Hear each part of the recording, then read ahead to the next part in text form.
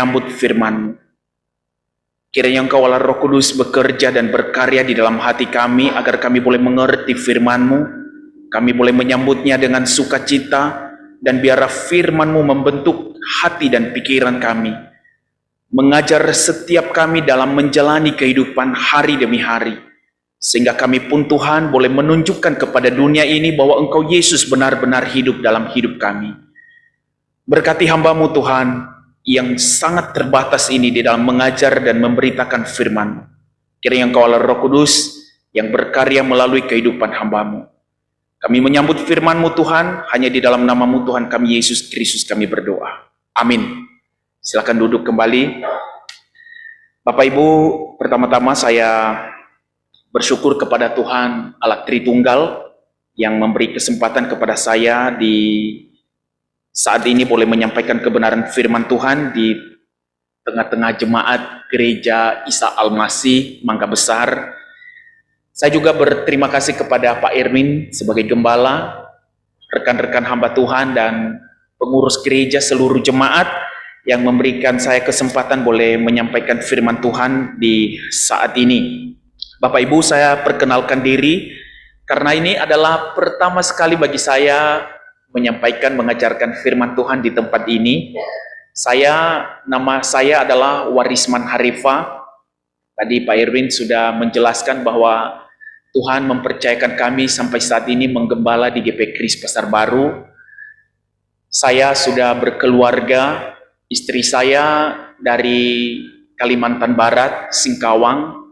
Dia juga seorang hamba Tuhan, mendampingi saya untuk melayani bersama di GP Kris Pasar Baru, dan Tuhan telah mengaruniakan anak kepada kami. Ada 3 orang, yang pertama wanita, yang 2 dan ketiga adalah laki-laki. Jadi itu saja perkenalan saya. Kiranya Tuhan Yesus memberkati kita semua. Bapak Ibu, saya mengajak kita melihat satu bagian firman Tuhan yang diberikan kepada saya untuk menjadi dasar firman Tuhan kepada kita hari ini. Tema hari ini adalah menantang maut demi mengasihi anak. Ini karena merayakan Hari Ibu sedunia. Kita akan membaca satu bagian firman Tuhan dari Keluaran pasal 2 ayat 1 sampai 10, tapi saya akan memulainya dari pasal 1 ayat 22 hingga nanti pasal 2 ayat 1 sampai 10.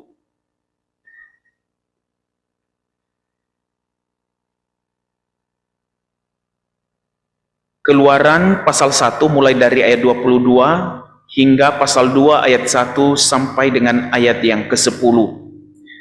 Saya akan bacakan firman Tuhan ini bagi kita Bapak Ibu, silakan mengikutinya di dalam hati masing-masing.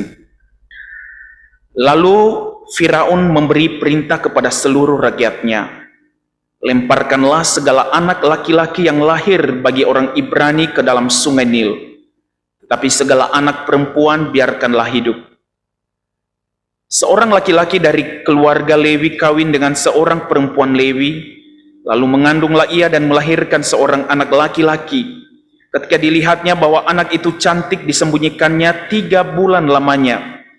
Tetapi ia tidak dapat menyembunyikannya lebih lama lagi, sebab itu diambilnya sebuah peti pandan, dipakalnya dengan gala-gala dan ter. Diletakkannya bayi itu di dalamnya dan ditaruhnya peti itu di tengah-tengah teberau di tepi sungai Nil. Kakaknya perempuan berdiri di tempat yang agak jauh untuk melihat apakah yang akan terjadi dengan dia. Maka datanglah putri Firaun untuk mandi di sungai Nil, sedang dayang-dayangnya berjalan-jalan di tepi sungai Nil. Lalu terlihatlah olehnya peti yang di tengah-tengah teberau itu. Maka disuruhnya hambanya perempuan untuk mengambilnya. Ketika dibukanya dilihatnya bayi itu, dan tampaklah anak itu menangis. Sehingga belas kasihanlah ia kepadanya dan berkata, tentulah ini bayi orang Ibrani. Lalu bertanyalah kakak anak itu kepada putri Firaun, akan kupanggilkah bagi tuan putri seorang inang penyusu dari perempuan Ibrani untuk menyusukan bayi itu bagi tuan putri? Sahut putri Firaun kepadanya, baiklah. Lalu pergilah gadis itu memanggil ibu bayi itu. Maka berkatalah putri Firaun kepada ibu itu, bawalah bayi ini dan susukanlah dia bagiku, maka aku akan memberi upah kepadamu. Kemudian perempuan itu mengambil bayi itu dan menyusuinya. Ketika anak itu telah besar, dibawanyalah kepada putri Firaun. yang mengangkatnya menjadi anaknya dan menamainya Musa, sebab katanya, karena aku telah menariknya dari air. Bapak Ibu,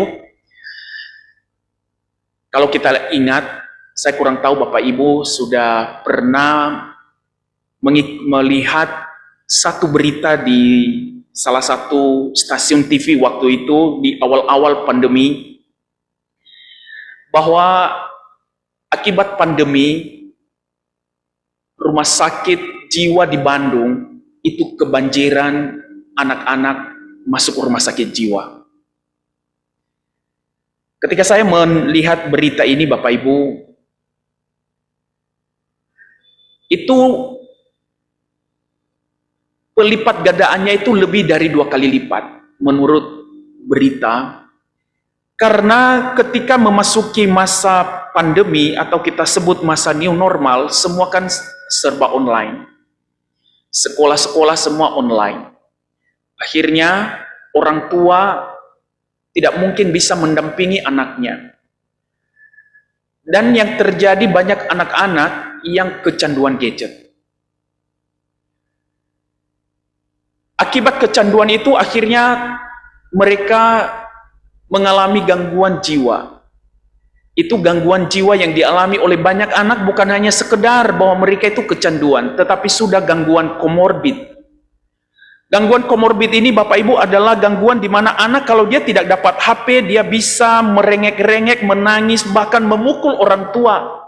Bahkan tidak mau makan. Bahkan beberapa kejadian-kejadian anak-anak sudah tidak sadar tentang siapa dirinya.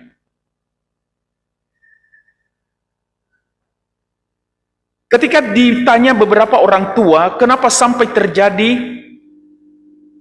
Karena mereka menganggap bahwa smartphone, gadget itu sudah menjadi sebuah alat hiburan daripada mereka terganggu pada pekerjaan mereka, daripada anak-anak mereka menyusahkan mereka, mereka lebih baik memberikan gadget sebagai hiburan. Dan ini memang yang terjadi.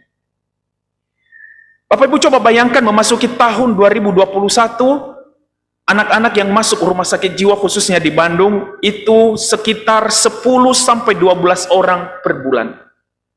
Ini jumlah yang sangat tinggi sekali. Demikian juga Bapak Ibu kalau kita masih ingat tahun 1999 ada 2 anak remaja yang melakukan teror di sebuah sekolah di Colorado, Amerika Serikat. Anak remaja ini yang satu itu berusia 17 tahun, yang satu berusia 18 tahun. Mereka berani melakukan tindakan membunuh sesama, tindakan teroris di sebuah sekolah, bahkan puluhan anak-anak dari tindakan mereka meninggal dunia dan banyak yang luka-luka. Bahkan mereka akhirnya setelah membunuh anak-anak itu lalu mereka saling bunuh juga. Jadi baik saudaranya dan juga dia saling menembak. Ketika ditanya orang tuanya bahwa ternyata di kamar anak ini banyak sekali peluru-peluru dan juga senjata api rakitan. Bapak Ibu, apa yang terjadi sebenarnya dengan 2 kasus yang saya sampaikan ini? Saya berpikir Bapak Ibu ketika mendengar, membaca berita ini, masakan orang tua tidak memahami bahwa di kamar seorang anak penuh dengan peluru, penuh dengan senjata api rakitan. Itu tidak mungkin dilakukan hanya dalam waktu sekejap. Jika peluru-peluru itu sangat banyak sekali, itu artinya sudah dipersiapkan cukup lama waktunya. Hanya satu hal yang mungkin kita bisa pahami bahwa ada sesuatu yang kehilangan dalam peran orang tua, khususnya peran ibu di dalam mengawasi dan mengasihi anak-anaknya. Ini bisa terjadi, anak-anak bisa kecanduan gadget sampai komorbid, mengalami gangguan komorbid, bahkan peristiwa anak remaja yang bisa melakukan tindakan terorisme. Saya katakan Bapak Ibu, karena terjadinya kehilangan peran orang tua, khususnya ibu-ibu, dalam mengawasi anak-anaknya. Apa apakah ini hanya berlaku bagi mereka? Saya katakan Bapak Ibu tidak. Saya katakan di keluarga-keluarga Kristen saat ini juga sedang mengalami kepudaran peran seorang ibu dalam keluarga.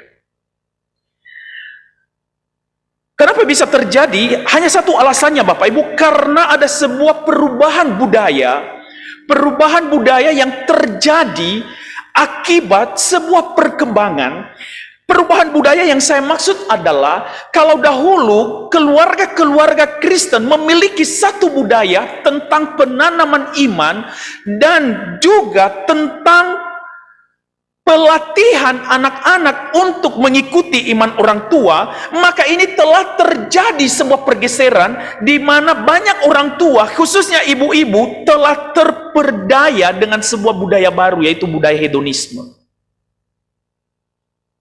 Sebuah budaya hedonisme Bapak Ibu itu telah menjangkiti, ini bukan hanya anak-anak muda, tetapi termasuk orang tua di zaman sekarang. Khususnya ibu-ibu Bapak Ibu. Bagaimana kita bisa mengerti? Saya ambil contoh nyata kepada kita.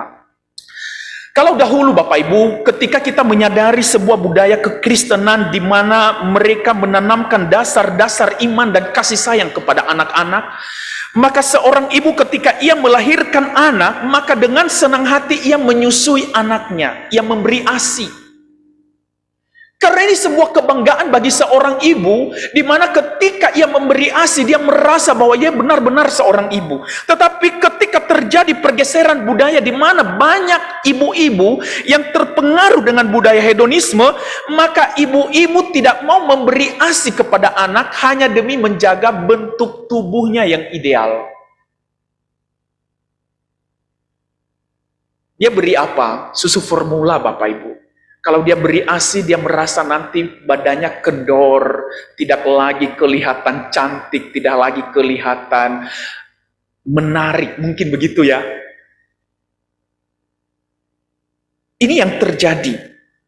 Bahkan kalau kita lagi Bapak Ibu melihat, dahulu ibu-ibu senang menjadi ibu rumah tangga karena ia mengetahui perannya, bahwa ia lebih banyak memberi pengaruh kepada anak-anak di rumah karena dia melihat bahwa anak-anaknya ini adalah pemberian Tuhan.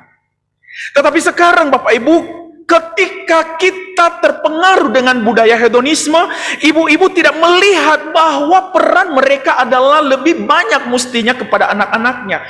Malah mereka lebih suka bekerja di luar dibandingkan tinggal di rumah Bapak Ibu. Kenapa?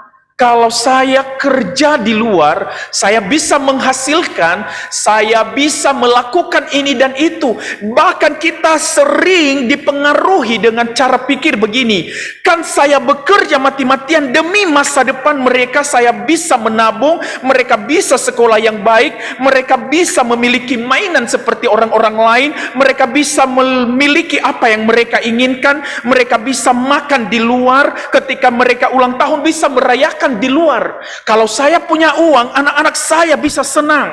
Mereka tidak tahu bahwa kebutuhan yang paling mendasar bagi anak adalah kasih sayang, dan itu adalah mesti mereka dapati dari seorang ibu bagi mereka.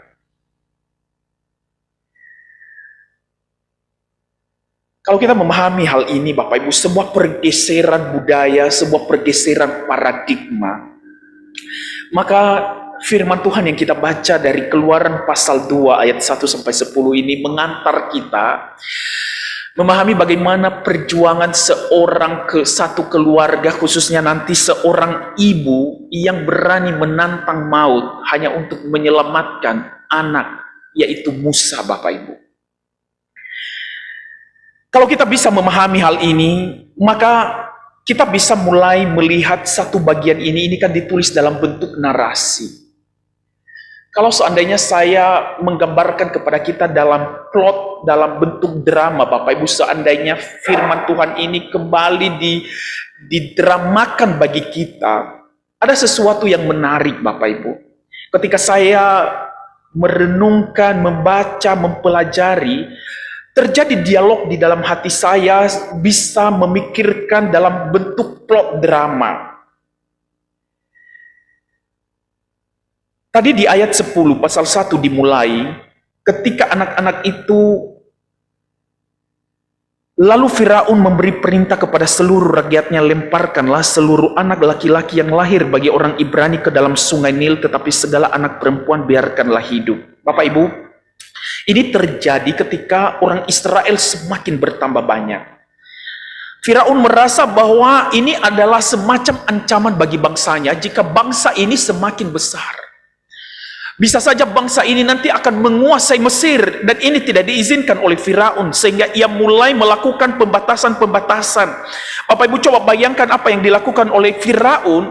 Ia meminta para bidan memberi perintah agar ketika wanita-wanita Ibrani melahirkan, jika itu anak laki-laki, mereka harus langsung membunuh bayi itu.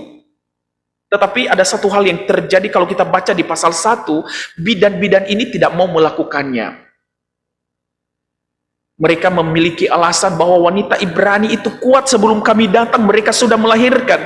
Bapak Ibu coba bayangkan ketika Firaun melihat bahwa usahanya itu gagal, apa yang terjadi kepada Firaun? Ia sangat murka sekali, Bapak Ibu. Ia sangat marah sekali. Kepercayaan yang dia berikan kepada bidan-bidan ini telah tidak dilakukan oleh mereka, sehingga amarah Firaun meluap, sehingga ia mengeluarkan perintah semua anak-anak laki-laki yang lahir, semua mereka harus dibuang ke sungai Nil, dimusnahkan. Ketika perintah ini diberikan oleh Firaun, artinya tidak ada seorang pun yang berani menentang perintah ini. Siapa yang berani menentang perintah Firaun ini, bukan hanya anak saja yang akan menjadi korban, tetapi orang tuanya pun akan dibunuh oleh Firaun. Bapak Ibu, ketika masa itulah lahirlah Musa. Kita bisa bayangkan Bapak Ibu, ketika Musa lahir, mamanya berkata, ini waktu saya untuk bersalin. Lalu suaminya membawa dia di kamar dan ia bersalin. Ketika anak itu lahir Bapak Ibu, maka papanya sangat kaget sekali. Aduh, celaka. Ini anak laki-laki. Mungkin seperti itu jika saya dramakan Bapak Ibu. Ini kita harus cepat-cepat buang anak ini, kalau tidak Firaun akan membunuh kita. Tetapi istrinya yang begitu sayang kepada bayinya, dia berkata, sebelum kamu buang, biar saya lihat anak itu. Saya mau mencium dia, saya mau memeluk dia. Akhirnya suaminya meletakkan bayi itu di atas dada istrinya.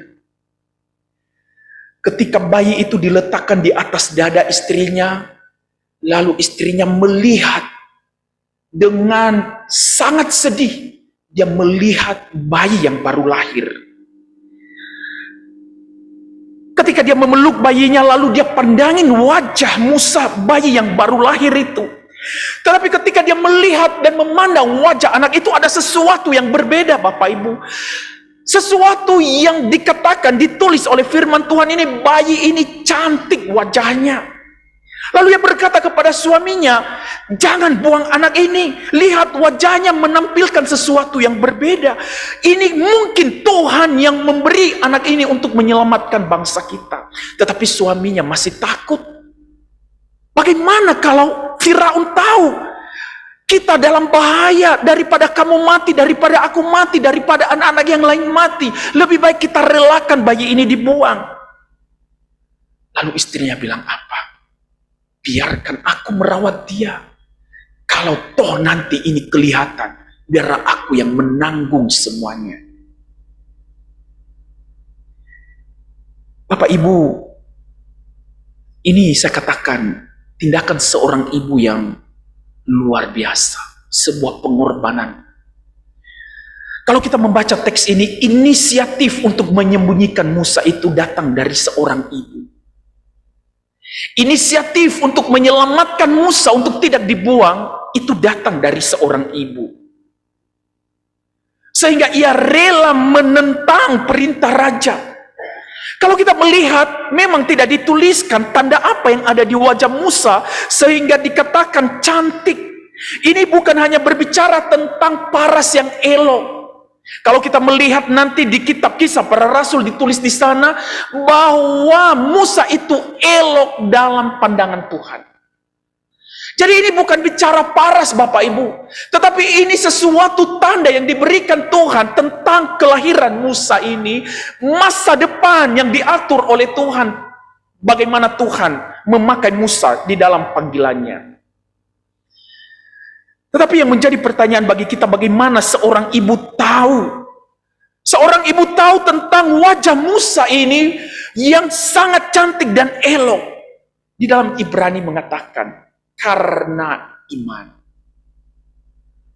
Imanlah yang membuat seorang ibu, seorang mama, seorang yang sangat mengasihi bayinya, dia melihat tentang keelokan wajah bayinya, bahwa bayinya ini diperkenan oleh Tuhan. Iman Bapak Ibu.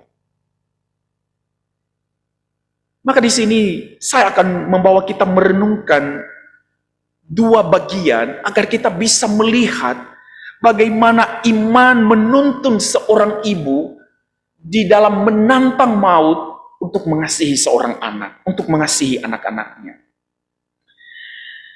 Yang pertama Bapak Ibu, saya katakan kepada kita bahwa iman itu menuntun seorang ibu mengenal ancaman bagi anaknya dan juga mengenal cara mengatasi ancaman bagi anaknya. Kalau kita melihat tadi bahwa saya katakan di dalam Ibrani dikatakan karena iman maka orang tua Musa menyembunyikan dia selama 3 bulan. Bapak Ibu coba pikir seorang bayi yang baru lahir hingga 3 bulan, bagaimana dia bisa disembunyikan dari khayalak ramai, dari orang-orang sekitar, dari Firaun yang begitu murka terhadap bangsa Israel, yang begitu marah atas perkembangan pertumbuhan bangsa Israel. Bapak Ibu, saya pikir ini mungkin dari satu sisi kita berkata mungkin ini hanya kasih karunia Tuhan. Ya, betul itu. Tetapi kalau kita melihat dari satu sisi bagaimana tanggung jawab orang tua, maka saya katakan ini sebuah usaha dari seorang ibu di dalam menjaga, memelihara anaknya yang menyembunyikannya selama 3 bulan tanpa ketahuan. Mungkin ibu-ibu, bapak-bapak juga punya pengalaman ketika anak kita masih bayi hingga 3 bulan. Siapakah yang bisa menahan dia menangis jika dia lapar? Gak ada Bapak Ibu.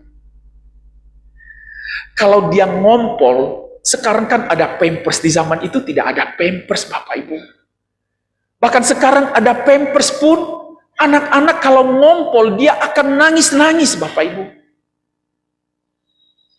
Kalau dia buang air besar, dia akan menangis. Apalagi kalau dia lapar, haus, dan sakit, ia akan teriak. Bapak Ibu, saya punya pengalaman ketika kami baru punya anak pertama. Ketika kami punya anak pertama, kami belum punya pengalaman cara merawat bayi. Suatu hari dia sakit Bapak Ibu. Anak kami yang pertama ini sakit. Hingga sampai jam 3 pagi dia tidak bisa tidur, rewelnya luar biasa. Laki-laki sui enak tidur saja, begitu ya. Bapak-bapak itu kalau ini dia tidak terlalu peduli. Yang penting dia bilang, nanti bangunkan saja ya, kalau memang ada kesulitan bangunkan ya. Tapi biasanya istri tidak mau bangun, tidak mau bangunkan, kasihan sama suaminya. Istri saya menggendong bayi sampai jam 3 dia tidak tidur. Hingga karena mungkin dia sudah lelah, sudah capek, ngantuk, ia akhirnya menabrak kaca cermin lemari. Disitulah dia mulai membangunkan saya karena dia sudah tidak kuat lagi. Ini yang saya katakan bagaimana mamanya Musa bisa menyembunyikan bayinya selama 3 bulan. Artinya bahwa ia melakukan tugas yang luar biasa. Ia tahu cara menolong anaknya karena dia mengerti ancaman yang akan terjadi jika anaknya itu ketahuan. Dia mengerti bagaimana cara menenangkan anaknya, dia mengerti cara menggendongnya, dia mengerti cara untuk bisa membuat anak ini bisa selamat dari mara bahaya. Bapak Ibu, di dalam satu realita bahwa memang kita harus melihat kemampuan seorang ibu. Di dalam menjaga anak, ibu lebih memiliki inisiatif, memiliki sensitivitas yang tinggi dibanding laki-laki. Kalau seandainya bapak ibu tidur, kita punya bayi. Kalau anak ngompol, istri tahu kalau anaknya ngompol, suami tidak tahu. Ini luar biasa. Bagaimana dia tahu sampai saya saat ini, ketika saya dengan istri diskusi bagaimana tahu, dia bilang hanya semacam perasaan saja. Dia tahu kalau anaknya lapar, sedangkan suami tidak pernah tahu anaknya lapar. Ini sesuatu yang sangat luar biasa, di mana Tuhan memberi sesuatu kelebihan kepada wanita. Ini yang saya katakan bahwa wanita, seorang ibu memiliki kemampuan dalam hal yang seperti itu. Apalagi seorang ibu Kristiani yang memiliki iman kepada Tuhan, ia memiliki kepekaan akan kebutuhan anaknya, ia memiliki kepekaan di dalam menuntun, mengasihi dan mengasuh anaknya. Kalau ibu Musa memahami bahwa bahaya yang dihadapi anaknya adalah dari Firaun, bahaya kematian, dan ia mengerti solusi bagaimana cara menyelamatkannya. Makanya Bapak Ibu, kalau kita melihat ketika bayi Musa 3 bulan, maka tidak bisa disembunyikan lagi apa yang dilakukan oleh mamanya. Ia meletakkan bayi itu di dalam peti dan ia buang ke sungai. Tetapi satu hal, ia menyuruh kakak dari Musa untuk memperhatikan bayi itu. Ini kenapa seorang ibu dia bisa mengerti bahwa bayi ini ia suruh anaknya yang lebih besar untuk memperhatikan. Bagaimana ia mengerti apakah ini hanya sekedar untuk memperhatikan apakah anak itu mati atau tidak. Saya katakan tidak Bapak Ibu. Tetapi ada sesuatu keyakinan dalam hati mamanya Musa bahwa anak itu kemungkinan besar untuk selamat. Sehingga kakaknya ketika putri Firaun mengambil bayi itu, dia menawarkan jasa. Apakah saya memanggil inang dari bayi ini agar ia menyusukannya bagi tuan putri? Bapak Ibu, saya membaca satu tulisan yang ditulis oleh istri Max Lucado. Ini sebuah buku yang sangat baik sekali Bapak Ibu, agar kita bisa melihat bagaimana ibu Kristiani, seorang wanita beriman, bagaimana ia memiliki kemampuan memahami bahaya-bahaya bagi anaknya, dan ia juga memahami cara untuk menolong anaknya dari bahaya. Seorang ibu, Bapak Ibu, mereka tinggal di sebuah kota yaitu di Kanada, dan dia memiliki seorang putri. Ini putri yang mereka cintai, putri satu-satunya yang lahir di keluarga. Ibu ini bernama Karen, Bapak Ibu. Di dalam tulisan istri Max Lucado ini, dia menceritakan bahwa anak satu-satunya ini karena sudah dibiarkan manja sejak kecil, maka ketika dia tumbuh besar menjadi remaja, ia menjadi bos seperti bos, memiliki mental bos di dalam keluarga. Ia tidak membantu orang tuanya. Ketika disuruh, ia berani membentak. Akhirnya pada usianya yang ke-17 tahun, orang tuanya sangat kaget sekali karena ia membawa seorang laki-laki yang tidak disukai oleh orang tuanya. Laki-laki itu berambut gimbal, celananya dia pakai celana jeans yang robek-robek, dan ia tidak memiliki sopan santun di rumah si orang tua wanita. Karen berkali-kali meminta anaknya meninggalkan laki-laki tersebut karena dia sering mengajak anaknya untuk keluar malam. Mereka sudah tidak kuat lagi menahan apa yang terjadi, bahkan suaminya sudah putus asa. Mereka meminta bantuan kepada gereja untuk mengkonseling anak mereka agar anak ini meninggalkan laki-laki itu, karena kalau tidak laki-laki ini akan membawa pengaruh buruk bagi putrinya. Suaminya suatu malam mengatakan kepada istrinya Karen, "Saya menyerah, saya tidak mampu lagi. Mungkin inilah jalan hidupnya." Tetapi Karen memegang suaminya. Ia memegang suaminya, dia berkata, "Jangan katakan itu anak kita. Mari kita berdoa bersama, meminta Tuhan." Lalu mereka berdoa bersama, istrinya yang pimpin. Karena suaminya sudah tidak kuat lagi. Bapak Ibu, ayah dari papa dari anak ini sudah tidak mau bertegur sapa dengan anaknya jika dia membawa laki-laki itu ke rumah, karena dia sudah sangat marah. Tetapi mamanya masih menahan emosi, dia mendampingi ketika laki-laki itu datang ke rumah, dia masih menasehati agar berubah. Dia memberitahu bahwa ini anak yang mereka cintai, anak satu-satunya. Dia mengajak ke gereja, tapi laki-laki itu selalu mengatakan, "Untuk apa ke gereja?" Satu hari Bapak Ibu, ada sebuah kegiatan remaja pemuda di gereja di mana Karen beribadah. Lalu ia berdoa kepada Tuhan, "Tuhan, mungkin ini sebuah solusi untuk menolong anak saya." Lalu ia mendaftarkan putrinya mengikuti kegiatan rohani, yaitu camp remaja pemuda. Sambil kegiatan camp ini ada pendakian. Ia mendaftarkan putrinya agar dia mengikuti kegiatan rohani ini, karena selama di camp ini mereka akan dibimbing secara rohani, dan nanti pada puncaknya ada pendakian gunung, lalu di atas sana mereka akan melakukan api unggun. Bapak Ibu, ketika dia pulang ke rumah, dia memberitahukan kepada putrinya bahwa ia harus ikut camp kegiatan rohani di gereja pada musim panas, liburan musim panas. Karen awalnya menolak, anaknya awalnya menolak, tapi Karen meyakinkan dia bahwa ini acara yang sangat menarik, ada pendakian, ada api unggun. Anak remaja biasanya sangat senang dengan kegiatan ini.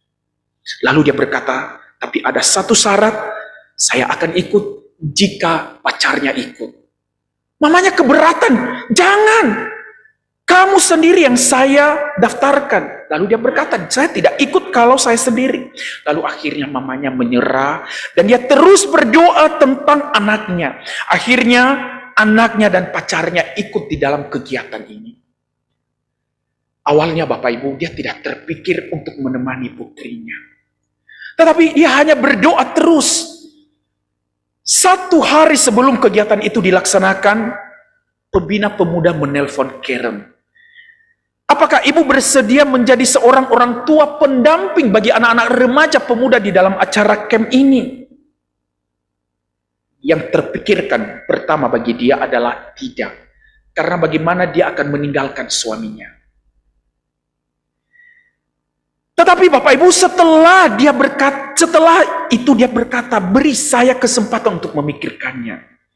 Akhirnya Bapak Ibu, sebuah harapan muncul dalam hati. Mungkin ini waktunya bersama dengan anaknya. Mungkin ini kesempatan yang Tuhan berikan untuk bisa berdua dengan anaknya, menolong anaknya. Maka ia langsung mengangkat telepon, ia menelpon kembali pembina pemuda. Dia berkata, "Saya bersedia." Bapak Ibu, beberapa hari di camp, mamanya menawarkan agar anaknya satu tenda dengan dia. Tetapi anaknya menolak hingga mereka bertengkar, Bapak Ibu. Anaknya bertengkar dengan mamanya. Tetapi pada hari terakhir pada pendakian itulah, mamanya berkata, "Saya akan menemani engkau sayang untuk mendaki gunung ini." Lalu mereka membawa batu, setiap orang membawa batu, sambil membawa ransel sendiri-sendiri dan membawa batu di tangan, agar mereka nanti meletakkan batu itu di atas gunung, bahwa mereka telah meninggalkan beban di atas gunung itu. Dalam perjalanan itu, Bapak Ibu, Karen dan anaknya memiliki kesempatan berdua berjalan sambil berbagi. Di tengah pendakian itu anaknya tergelincir dan kakinya terkilir. Anak mamanya lah yang merawat dia. Sedangkan pacarnya tidak peduli dengan dia. Disitulah ia baru terbuka matanya. Anak ini tahu betapa pengorbanan orang tua, bahwa mamanya di saat sulit selalu hadir, Bapak Ibu. Maka mamanya menopang dia, mereka bersama mendaki gunung itu hingga mereka sampai di atasnya. Dan ketika mereka sampai, mereka berpelukan dan anaknya menangis minta maaf. Dan dia meminta mamanya berdoa bahwa mulai saat ini dia akan mendengar mamanya. Dia mau menjadi anak yang menuruti mamanya. Ini hal yang luar biasa, bahwa iman seorang ibu, dia mengerti bahaya dan dia mengerti cara untuk menolong anaknya. Kalau kita melihat apa yang terjadi, Musa yang dihadapi oleh orang tuanya, musuh ancaman itu adalah pembunuhan. Tetapi mestinya orang tua pada masa ini, seorang ibu mengerti bahaya apa yang sedang mengintai anak-anak kita. Seorang ibu di masa ini mungkin kita tidak akan menghadapi bahaya seperti Musa, ancaman pembunuhan. Tetapi seorang ibu yang punya iman kepada Tuhan, dia mengerti bahwa bahaya yang kita hadapi saat ini adalah bahaya tentang gadget. Bahaya yang paling besar, Bapak Ibu. Saya mengatakan musuh terbesar anak kita saat ini bukan ketika ia berada di luar, tetapi ketika ia berada sendirian di kamar. Itu bahaya yang terbesar. Karena apa? Ketika smartphone di tangannya, ia bisa menelusuri seluruh dunia dan ia bisa melakukan apapun, Bapak Ibu. Bahaya yang kita hadapi sebagai seorang tua saat ini, mestinya ibu mengerti ancaman ini, bahwa bahaya yang paling mengancam anak-anak kita adalah obat-obat terlarang. Dan juga Bapak Ibu, pernikahan sejenis. Ini bahaya yang mengintai anak-anak kita. Maka seorang ibu Kristiani yang memiliki iman, dia tidak akan pernah lengah dengan bahaya ini. Maka bukan lagi menyembunyikan anak seperti apa yang dilakukan oleh mamanya Musa, menyembunyikan dia selama 3 bulan. Tetapi ini seorang ibu akan membekali dirinya bagaimana mengedukasi anaknya. Bagaimana mengedukasi anaknya untuk bisa pintar menggunakan gadget. Bagaimana seorang ibu mengedukasi dirinya bahwa komunikasi dengan anak adalah hal yang terpenting saat ini. Bagaimana orang tua bisa memiliki hubungan relasi yang intim dengan anak. Maka iman menuntun kita ke sana sehingga anak kita tidak terjebak dengan ancaman yang sedang mengintai masa ini. Sehingga Bapak Ibu, kalau kita mengerti hal ini, seorang ibu mengerti bahwa bukan lagi materi, bukan lagi bagaimana orang tua mengumpulkan harta kekayaan, mempersiapkan masa depan bagi anak. Tetapi orang tua harus mengerti bahwa kasih sayanglah mulai ketika anak itu lahir hingga dia tumbuh dewasa. Kasih sayang, kepedulian, komunikasi adalah kebutuhan yang paling primer bagi anak.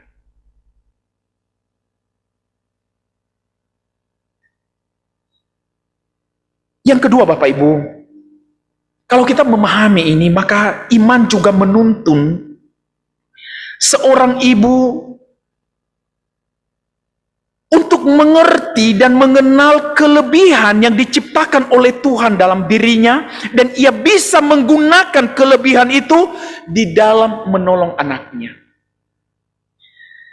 Bapak Ibu, kita mengerti bahwa ketika Tuhan menciptakan manusia di Taman Eden, Dia menciptakan wanita itu dikatakan menjadi seorang penolong. Apa artinya menjadi seorang penolong, Bapak Ibu? Mungkin banyak definisi tentang hal ini. Tetapi secara sederhana seorang penolong itu adalah melengkapi suaminya. Tetapi di dalam satu perkembangan ilmu sekarang untuk melihat bahwa ada perbedaan antara pria dan wanita. Perbedaan ini Bapak Ibu bukan hanya sekedar bicara perbedaan fisik. Ya, memang kita sudah berbeda. Wanita dan pria secara fisik memang berbeda. Tetapi ternyata perbedaan ini bukan hanya menyangkut masalah fisik, tetapi juga masalah tentang kejiwaan, masalah cara berpikir, Bapak Ibu. Bahwa ternyata pria dan wanita untuk melaksanakan peran mereka Allah menciptakan cara kita berpikir secara berbeda. Pria diciptakan Tuhan lebih cenderung menggunakan otak kiri, Bapak Ibu. Di otak kiri ini, maka laki-laki selalu bicara tentang fakta, bicara tentang kompetisi, bicara tentang solusi. Ini laki-laki, Bapak Ibu. Maka coba lihat, kalau kita memperhatikan anak kita sejak kecil, seorang anak laki-laki, dia suka main apa? Main perang-perangan. Siapa yang menang? Anak laki-laki sejak dia kecil, dia sudah terlatih dengan begitu. Dia suka permainan yang memang itu menang dan kalah. Tetapi anak wanita sejak kecil, Bapak Ibu, sudah menggunakan perbedaan karena dia cenderung menggunakan otak kanan. Dia senang main apa? Main puzzle, main boneka-bonekaan, main rumah-rumahan, main masak-masakan. Yaitu dia selalu menyukai mainan yang bersifat apa? Bersifat kerjasama. Makanya Bapak Ibu, kalau misalnya dua orang laki-laki ketemu, mereka bicara apa? Bicara tentang keberhasilan mereka, bicara tentang apa yang sudah mereka lakukan. Tetapi kalau wanita ketemu, bicara tentang apa? Bicara tentang perasaan-perasaan mereka, sehingga nanti ujungnya gosip, Bapak Ibu. Karena memang kita dicipta secara berbeda. Laki-laki cenderung menggunakan otak kiri, wanita cenderung menggunakan otak kanan. Maka di otak kanan ini, Bapak Ibu, selalu merupakan pusat emosi. Sehingga wanita ini, Bapak Ibu, lebih cenderung menggunakan perasaannya. Kalau dia sedih, dia bisa menangis. Dan di dalam emosi ini, Bapak Ibu, seorang wanita selalu berjuang mengikat persahabatan.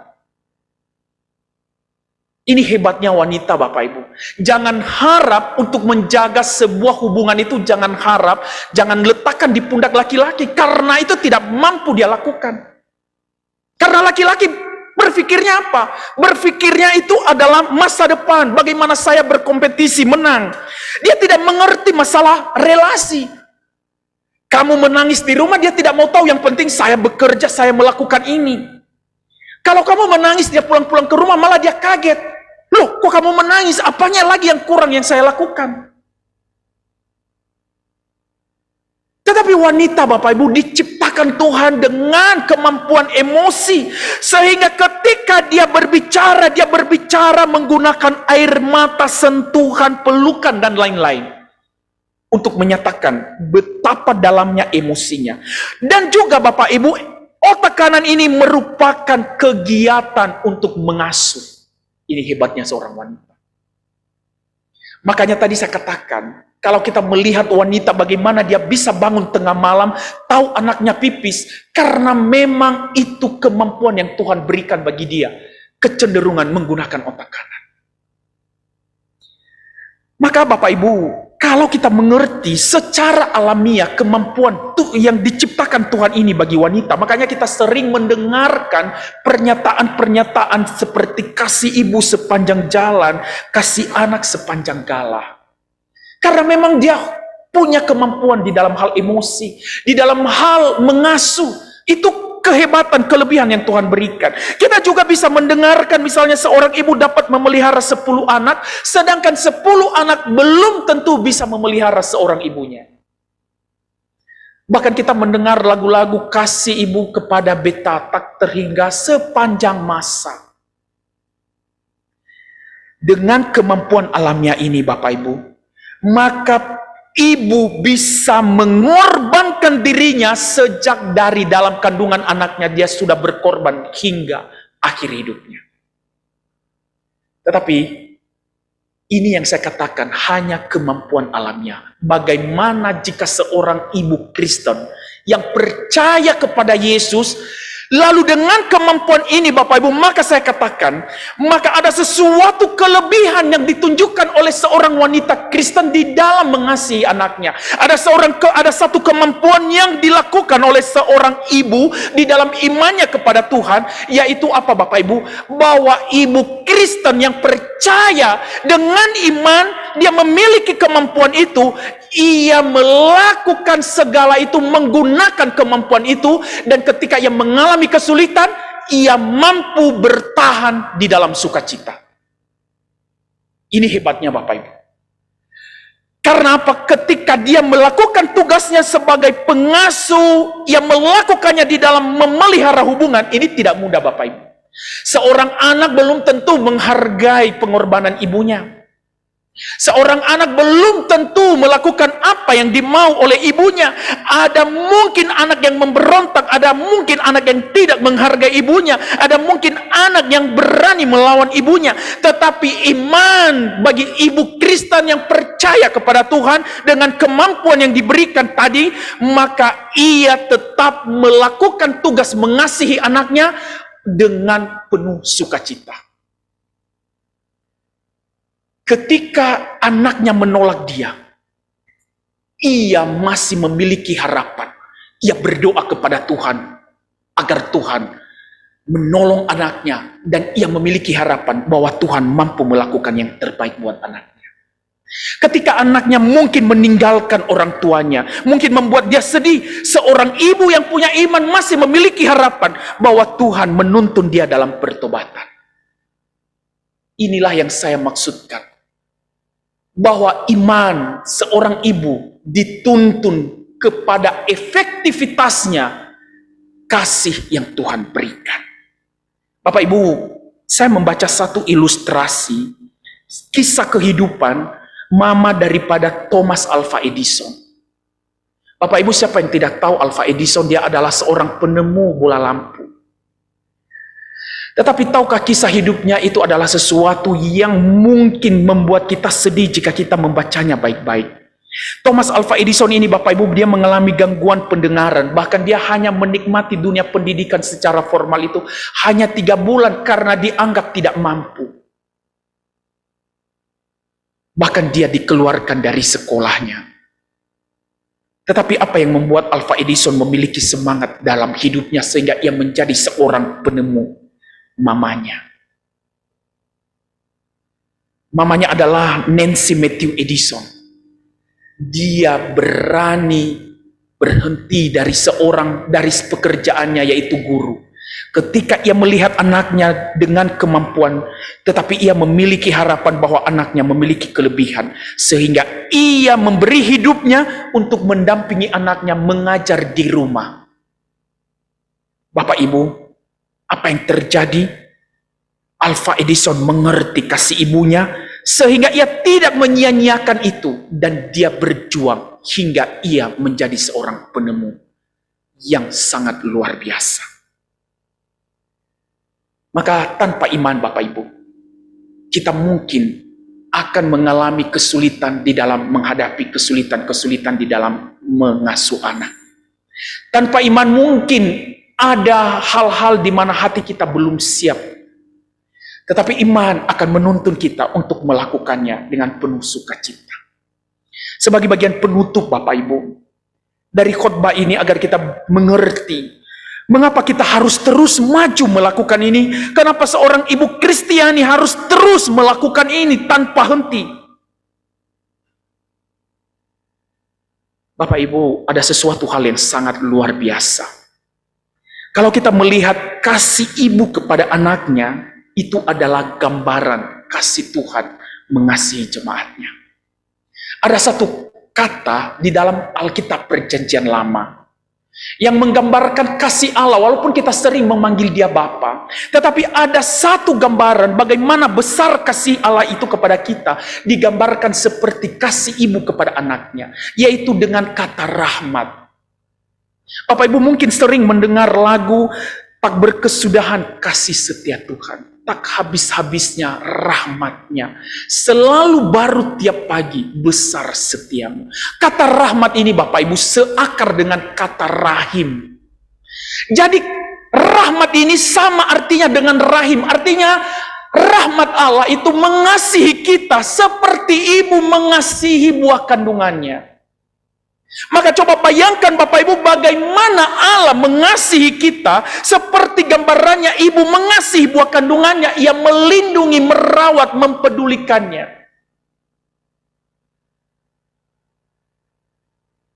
Maka kasih Allah yang besar, rahmat Allah itu, yang digambarkan seperti kasih ibu kepada anaknya, terwujud di atas kayu salib.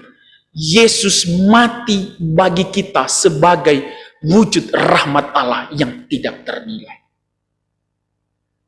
Maka jika kita mengerti rahmat Allah ini tergambar dalam kehidupan kasih ibu kepada anak-anaknya, maka mestinya seorang ibu harus menjadikan iman sebagai dasar untuk menjaga, memelihara, mengasuh anaknya dari sekarang sampai akhir hidupnya. Sehingga kita bukan hanya mengasihi sekedar kemampuan alamiah kita, tetapi kita melakukannya. Kita bukan hanya menunjukkan kasih, tetapi kita akan menjadi teladan iman bagi anak-anak kita, sehingga mereka tidak mengalami kehilangan di generasi-generasi selanjutnya. Mari kita tundukkan kepala kita. Mari kita bersyukur Bapak Ibu. Jika di hari ini Tuhan memanggil kita bagi Bapak Ibu, bagi ibu-ibu yang sudah dipanggil menjadi seorang ibu, kita bersyukur untuk kemampuan yang Tuhan berikan. Kita juga bersyukur kita boleh mendengar firman Tuhan agar kita melakukannya lebih lagi di atas dasar iman. Kita bersyukur juga sebagai bapak-bapak, Tuhan telah memberikan istri bagi kita. Kita berdoa agar mereka juga menjadi ibu-ibu yang beriman di dalam mengasuh anak-anak. Ya Tuhan, kami bersyukur kepada Engkau. Kami bersyukur untuk firman-Mu Tuhan.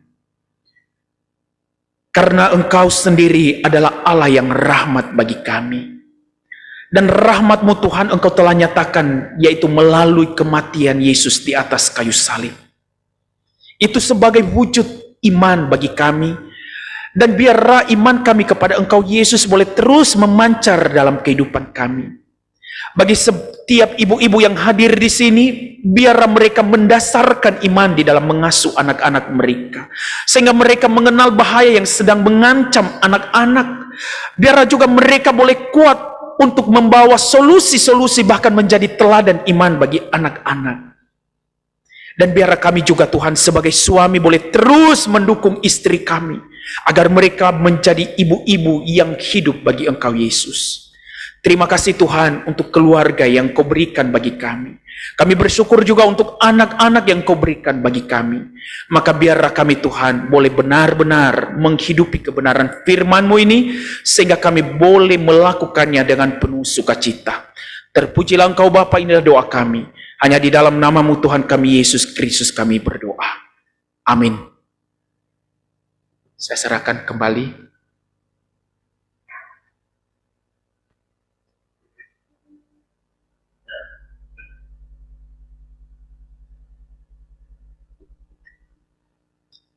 Ya, puji Tuhan Bapak Ibu, terima kasih kepada Bapak Pendeta Warisman Harepah.